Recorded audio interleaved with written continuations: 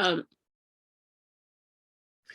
So thank you so much. I'm so glad you're joining us. I'd like to introduce Laala Matias, blogger, content creator, and social media strategist. I know, Laala, you're going to help us tremendously with discussing marketing, and it's an area that many of the therapists who come to me struggle with. So welcome. Hi, nice to see you again, Amira. Nice seeing you too, and thank you. So Laala, why is marketing important to a business owner, specifically to a mental health therapist? Well, it's really important to know that nowadays, a good majority of people don't want to talk to you on the phone first. They want to vet you. So one of the first steps that people do for anything, any business or any person they're interacting with, is that they Google you. And you should actually Google yourself to see what your social media looks like, and what pops up when I Google your name. And ideal way to Google, most people don't know this, is that you put quotes around it. So if I'm looking for phenomenal private practice, I'm going to put a quote at the beginning and the end because it's going to center that. Otherwise, everything with phenomenal private or practice is going to come up. It's going to be a huge search. So that's a trick to learn.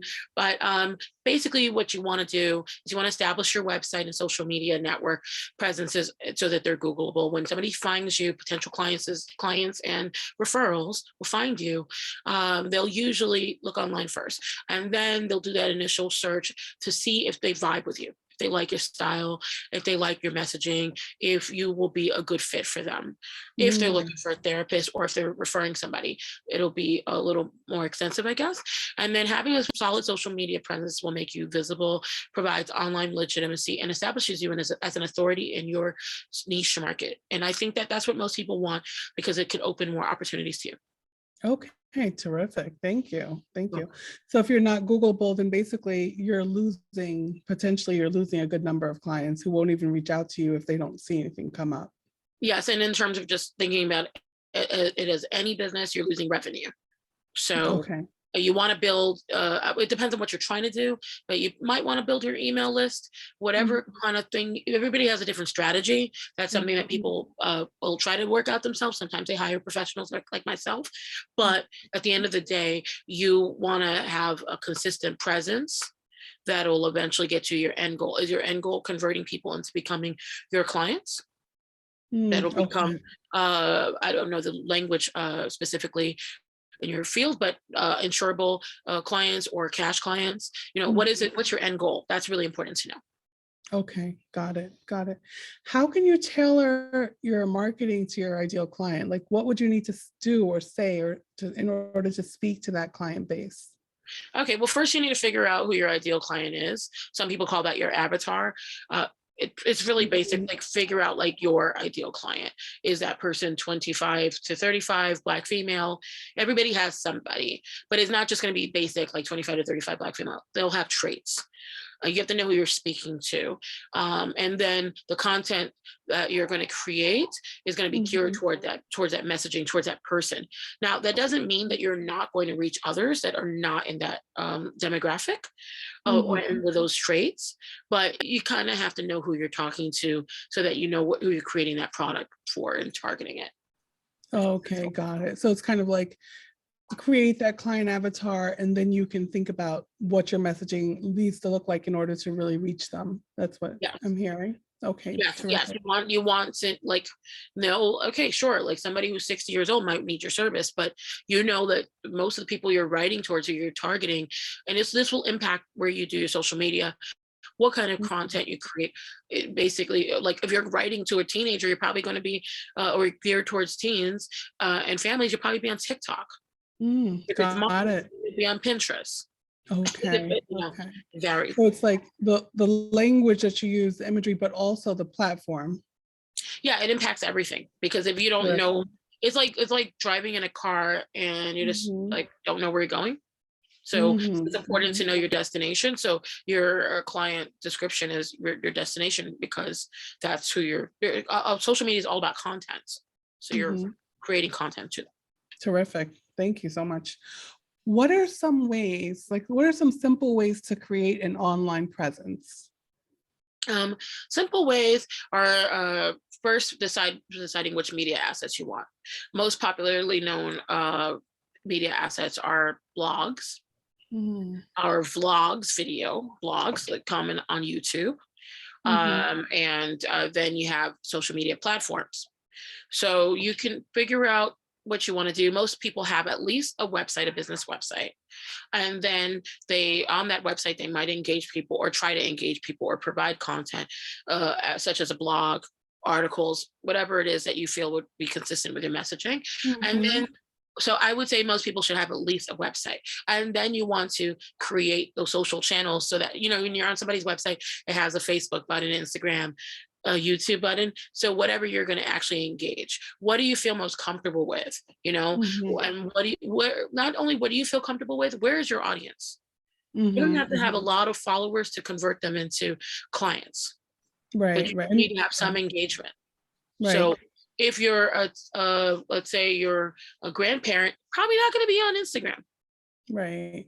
So, and also like we're just building the referral base, right? Like you can get your referrals pretty much from Facebook and Instagram and that sort of thing if you have the content, it sounds like. Yes, well, this is the challenge, having interacted with therapists, as myself as a client, and also as a person, as a provider who helps therapists with their social media. The challenge is that you're breaking the rules of your licensure. Tell me if I'm using the right terminology. If you actually are friending a possible client or an eventual client. So you have to figure out your system to converting that person off of being your friend in a social space once they become your client. But you might get them as a client because of your social space. In fact, that's probably what's going to be used to refer people or to acquire them. But what is it that you're going to do that will not hurt you, that later on somebody can't go to the ethics board and say they broke these rules? You don't want to have anything. Obviously, you worked very hard. You don't want to have anything that could possibly infringe on that progress. Right, absolutely. And that's definitely like a tool that I've been using, and you've helped me tremendously with figuring out like how to build my social media content and presence in such a way that I can like really build my referral base. And that's been helpful, and it's been very successful and very lucrative. So I completely hear you on that. And I'm glad you're sharing it here. Well, in your business, you're not allowed to give referral fees, right? Right. Yeah. So you have to stay within certain boundaries. It's very similar to the legal field where they're not allowed to do certain things or they can actually lose their license. So a great blog topic ideas, just to give people examples, would be like for therapists, how Black women can manage anxiety, or let's talk about this new trend, unfortunately, with a lot of suicides, how to deal with let's say seasonal affective disorder, or how to deal with high functioning depression. Write content around that. Who is your audience? What are the common issues that they would come to you? Your clients. Your clients are literally your research base. You're getting market research every day from your clients. What content do you think that would engage them when they were trying to find a therapist? Got it. Okay, terrific. Thank you. So how can you tailor your information? I mean, you already kind of described some of it, right? But like, what should a therapist think about? A therapist who's not super tech savvy and they do have some familiarity with creating a website and doing some of these basic steps. What do they need to be thinking of when they're trying to tailor their information to speak to their ideal client? Well, like I said, what exactly are you talking to your clients about? What are the, let's say, topical issues and relevant issues? What do you think would actually get people to read? Because, most people are always in a rush. So if you're writing a blog, I think it would probably be at least a 1-page length, and what do you think who's your avatar? What do they care about? And what can you write to that will make them say, oh, she can help me? Right.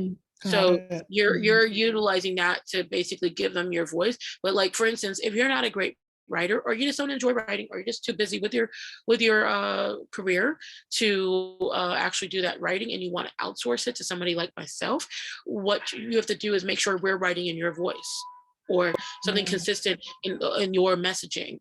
Because I'm not a therapist, but I understand a lot of things. Or maybe, let's say, it could be a resource list of, hey, these are 10 tips on how to avoid seasonal affective disorder. Great. I love that. That's terrific. Okay. Well, thank you so much, Laala. This has been incredibly helpful. And I'm going to share your contact information also on the following page with some of these tips.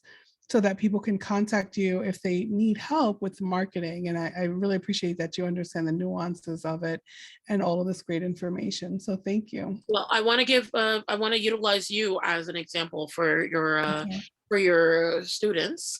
I had asked you like what you'd gotten, what kind of benefits you'd received from social media. Mhm. I know at first you were a little hesitant to join because you weren't sure which platforms to engage on. Absolutely. You have your websites, and then you mainly on Instagram and Facebook, right? Yep. Hmm. Yeah. So I said, I asked Amira, how are you using social media for your phenomenal private practice, which is incredibly successful? And I can bet that because I've seen her PayPal stub for what is it last year, the 1099, and it's quite impressive. Thank you So. all. Congratulations! I'm proud of you, and I think it's great. It's a great example. You're definitely well worthy of teaching this. So I asked Amira, and she came up with 6 different things. So one were paid speaking engagements, which is great because the speaking market, even though we're still in a pandemic right now, is huge. You can get paid thousands of dollars for speaking, and that also helps establish your authority, which is one of the main goals of social media. You want to establish your authority, okay, so that people say, Mhm. hey, she's that go-to person, because eventually Amira's going to end up on TV shows. They're going to have her in segments Mm. talking about issues that impact Black women, Black men, or any of her other focuses. So that can be one of the goals, if that's one of your goals as a provider. 2, Amira was contracted with an organization to provide mental health services to their staff. I mean, hello, that is right there. She's converted from her social media to revenue, and she's helping people, which is, I think that's your main goal. Is that why you went Yeah, into being a definitely. therapist? Mhm. Yes. And then 3, she gained individual clients for her private practice. So as I said, and once Mhm. you create those systems, I'm sure Amira will give tips on how to do that. Create those systems on how to convert them off of being on your social media as a friend, but as a new client, that's great. And then 4, she's developed additional resources of referral ongoing. So that's great because Mhm. now people can say, hey, look at this post. And then they say, oh, she has therapy programs for Black men or Black women. Okay. Mhm. And then 5, she's built a new network of other therapists and gained extended social media community right now. She's hired some of those therapists to train her staff. So in turn, she's actually Mhm. engaging them in ways that they'll engage her, uh, and also helping provide additional revenue to them and services. And then 6, she's been invited to speak on their channels, where Amira's hosted trainings for them and with them. So I think that's really impressive. And how long have you been on social media using it in an engaging way, Amira? Yeah, I would say about, I want to say 3 years. Okay, that's really 3 years. great. I mean, to me, these Mhm. are all actionable results, and also they're quantifiable results. Mhm. Because Mhm. I for most of these, I see that you're generating revenue and income. Right. Mhm. So, Absolutely. and Yep. to me, in that stuff, that's a no-brainer as to why people should get on social media. Even if you accomplish 2 or 3 of those things, you will increase your authority, your presence, and which in turn you'll put on your website and then be more Mhm. marketable. So, I Okay. hope this helps. Terrific. This is incredibly helpful, and thank you for the compliments. I This so is appreciate you. my pleasure. Okay, terrific. So anything else, Lala? No, if anybody needs any services, don't hesitate to reach out to me. Amira has my contact info. And yeah, I think that it's important to know where you're going and have a strategy. Don't just try to wing it, because if you go to people's pages where they just try to wing it, you'll see that you have no idea what they're talking about. And you're not Mhm. they're just not, there's no clarity. You should think of looking at a website as or every page is a website for you. So your Mhm. Instagram is your website too. It's an extension of your Mhm. website, and it Mhm. should be all consistent. If you're not good at social media or you don't feel comfortable, then outsource it. But try to do it on your own too, and see if you can find the messaging, because it should be something that's authentic. People can read when you're just trying to sell them something. Make it about giving them a value. If they're getting a value, then they'll want to give money or get value. When you give, they call it a value exchange. You're giving value, then you get something back. So Mhm. Don't be Mhm. scared to like I'm giving a lot of tips right now. Don't be scared to give certain information because that will in turn probably get you things thricefold. Okay, terrific. Wonderful. Thank you so much, Lala. I really appreciate it. Okay, my pleasure. Okay, bye-bye.